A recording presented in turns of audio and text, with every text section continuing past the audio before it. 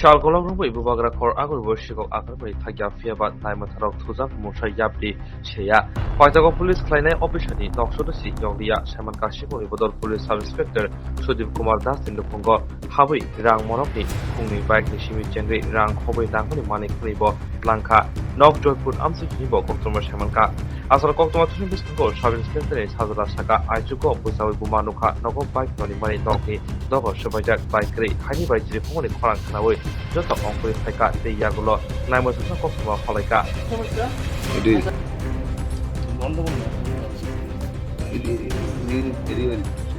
তো সকালবেলা প্রায় 5টা সাড়ে 5টার সময় আমার মা সকালে ঘুমের থেকে উঠে আর কি। তো সকালবেলা ঘুমের থেকে উঠছে, ওইটা ছেড়ে দেখে দরজাটা খুলে দেখে বাইরে ওই ঘরে আমার পাশে একটা রুম ছিল, ওইটা গিয়ে দেখে লন্ডমন্ড হয়েছে।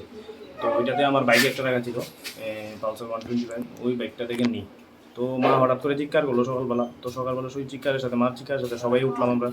উঠে দেখি ঘরের ভিতরে, ওই ঘরটার ভিতরে পাশের ঘরেতে সব লন্ডমন্ড হয়ে গেছে। গেটের তালা প্রথমে একটা গেট ছিল, গেটের তালাটা ভাঙা, কলাপসেবল গেট ছিল, ওইটাও ভাঙা। তো ওইটার ভিতরে কলাপসেবলের সাথে সিঁড়ির নিচে একটা কলাপসেবলের 2টা বাইক থাকে, আমার ভাইয়ের একটা, বাবার একটা। তো ভাইয়ের বাইকটা নেই।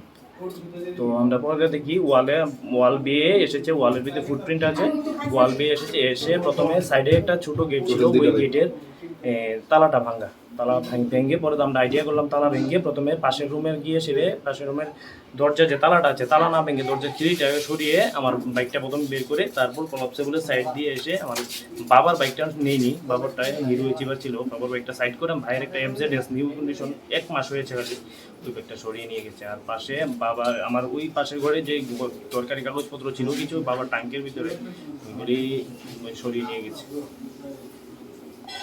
বাইকটা কি তার মডেলটা একটু কয়টা বাইক নিয়েছে? টোটাল 2টা বাইক নিয়েছে, একটা পালসার 125 আর একটা ইয়ামাহা FZ-S।